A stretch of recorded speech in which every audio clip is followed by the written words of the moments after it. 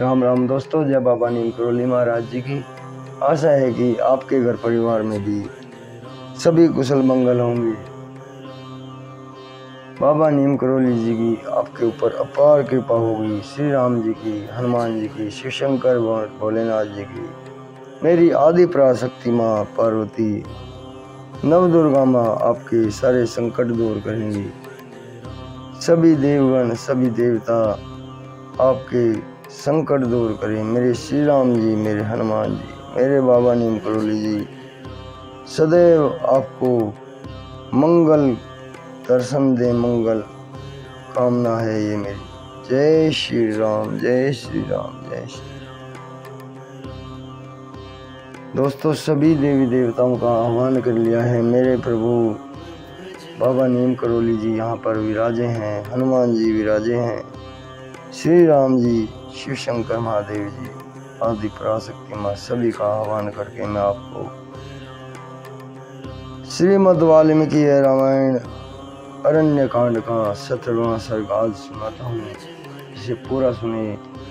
और श्री राम जी की ये अनंत महिमा है, जिसे सुनने मात्र से जन्म भर के जन्मों के संकट दूर हो जाते हैं और श्री राम जी की कृपा प्राप्त होती है, हनुमान जी की कृपा प्राप्त होती है। और बाबा नीम करोली जी तो अपनी बारिश करते हैं महिमा की। दोस्तों, तो शुरू करते हैं 17वां सर्ग। श्री राम के आश्रम में शूर्पणखा का आना, उनका परिचय जानना और अपना परिचय देकर उनसे अपने को भार्या के रूप में ग्रहण करने के लिए अनुरोध करना।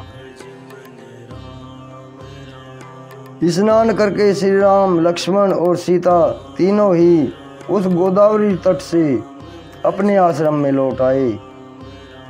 उस आश्रम में आकर लक्ष्मण सहित श्री राम ने पूर्वाह्न काल में होम पूजन आदि कार्य पूरे किए।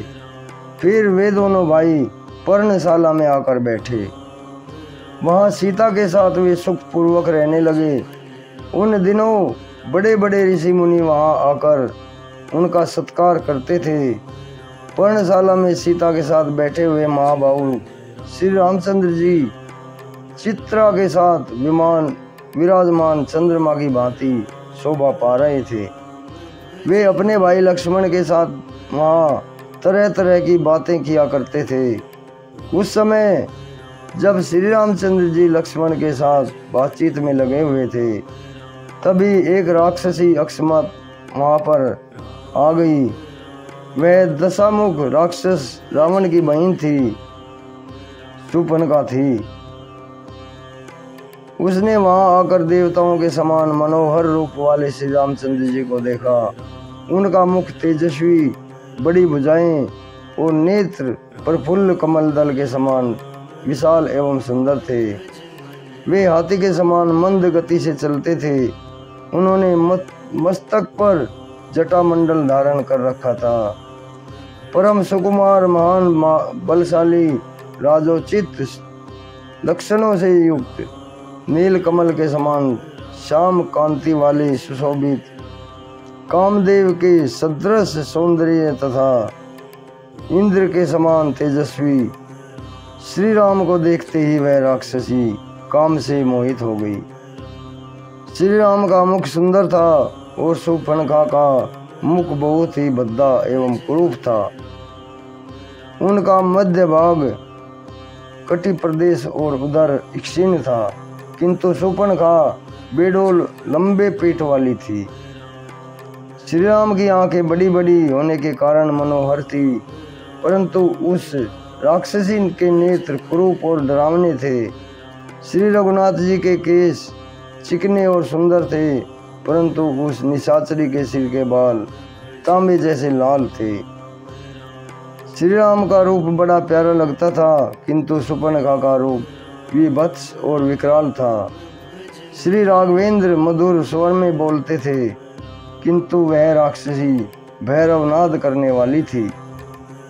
ये देखने में सौम्य और नित्य नूतन तरुण थे, किंतु वह निशाचरी क्रूर और हजारों वर्षों की बुढ़िया थी। ये सरलता से बात करने वाले और उदार थे, किंतु उसकी बातों में कुटिलता भरी रहती थी। ये न्यायोचित सदाचार का पालन करने वाले थे और वह अत्यंत दुराचारणी थी। श्री राम देखने में प्यारे लगते थे और शूर्पणखा को देखते ही घृणा पैदा होती थी। तो वह राक्षसी काम भाव से अविष्ट होकर मनोहर रूप बनाकर श्री राम के पास आई और बोली, तपस्वी के वेश में मस्तक पर जटा धारण किए, साथ में स्त्री को लिए और हाथ में धनुष बाण ग्रहण किए, इस राक्षसों के देश में तुम कैसे चले आए? यहाँ पर तुम्हारे आगमन का क्या प्रयोजन है? यह सब मुझे ठीक ठीक बताओ। राक्षसी शूर्पणखा के इस प्रकार पूछने पर शत्रुओं को संताप देने वाले श्री रामचंद्र जी ने अपने सरल स्वभाव से सब कुछ बताना आरंभ कर दिया। देवी, दशरथ नाम से प्रसिद्ध एक चक्रवर्ती राजा हो गए हैं, जो देवताओं के समान पराक्रमी थे। मैं उनका ही ज्येष्ठ पुत्र हूँ और लोगों में राम नाम से जाना जाता हूँ। ये मेरे छोटे भाई लक्ष्मण हैं, जो सदा मेरी आज्ञा के अधीन रहते हैं, और ये मेरी पत्नी है, जो विदेही राज जनक की पुत्री तथा सीता नाम से प्रसिद्ध है। अपने पिता महाराज दशरथ और माता कैकेयी की आज्ञा से प्रेरित होकर मैं धर्म पालन की इच्छा रखकर धर्म रक्षा के उद्देश्य से इस वन में निवास करने के लिए यहाँ आया हूँ। अब मैं तुम्हारा परिचय प्राप्त करना चाहता हूँ। तुम किसकी पुत्री हो? तुम्हारा क्या नाम है? और तुम किसकी पत्नी हो? तुम्हारे अंग इतने मनोहर हैं कि तुम मुझे इच्छानुसार रूप धारण करने वाली कोई राक्षसी प्रतीत होती हो। यहाँ किस लिए तुम आई हो, यह ठीक ठीक बताओ। श्री रामचंद्र जी की यह बात सुनकर वह राक्षसी काम से पीड़ित होकर बोली, श्री राम, मैं सब कुछ ठीक ठीक तुम्हें बता रही हूँ, तुम मेरी बात सुनो। मेरा नाम शूर्पणखा है और मैं इच्छानुसार रूप धारण करने वाली राक्षसी हूँ। मैं समस्त प्राणियों के मन में भाव उत्पन्न करती हुई इस वन में अकेली विचरती हूँ। मेरे भाई का नाम रावण है, संभव है कि उसका नाम तुम्हारे कानों तक पहुँचा होगा। रावण विश्व मुनि का वीर पुत्र है। यह बात भी तुम्हारे सुनने में आई होगी।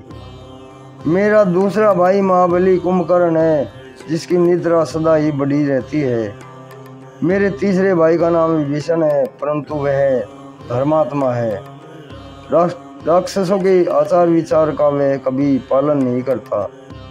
युद्ध में जिनका पराक्रम विख्यात है, वे खर और दूषण भी मेरे भाई ही हैं।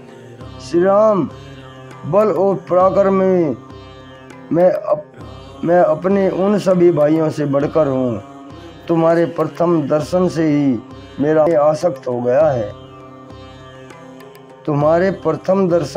मेरा मन तुम में आसक्त हो गया है, अथवा तुम्हारा रूप सौंदर्य अपूर्व है। आज से पहले देवताओं में भी किसी का रूप ऐसा मैंने नहीं देखा। अतः इस अपूर्व रूप के दर्शन से मैं तुम्हारे प्रति आकृष्ट हो गई हूँ। यही कारण है कि मैं तुम जैसे पुरुषोत्तम के प्रति पति की भावना रखकर बड़े प्रेम से पास आई हूँ।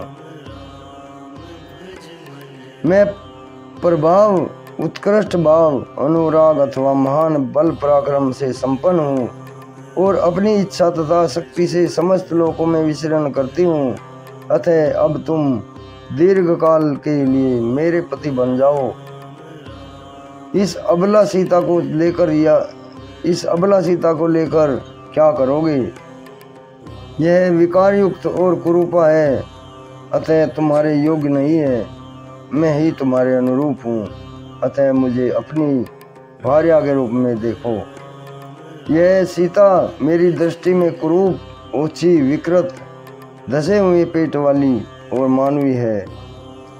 मैं इसे तुम्हारे इस भाई के साथ ही खा जाऊंगी। फिर तुम काम भाव युक्त होकर मेरे साथ पर्वतीय शिखरों और नाना प्रकार के वनों को की शोभा को देखते हुए दंड वन में मेरे साथ विहार करना। शूर्पणखा के ऐसा कहने पर, बातचीत करने पर कुशल श्री रामचंद्र जी जोर जोर से हंसने लगे। फिर उन्होंने उस मतवाले नेत्र वाली निशाचरी से इस प्रकार कहना आरंभ किया। इस प्रकार श्री वाल्मीकि निर्मित आर्ष रामायण आदि काव्य के अरण्य कांड में 17वां सर्ग पूर्ण हुआ। जय श्री राम।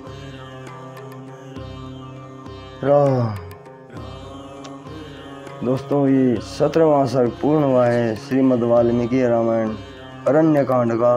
कल मैं आपको 18वां सर्ग सुनाऊंगा।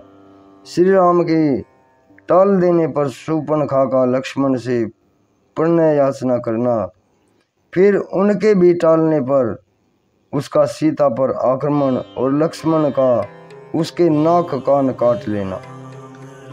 अभी आज्ञा लेता हूँ मेरे भाई, मेरी माताएं, बहनें, सभी को श्री राम जी की, बाबा नीम करोली जी की अपार कृपा दृष्टि मिले, उनकी शरण मिले, यही मेरी प्रार्थना है। जय राम जी की।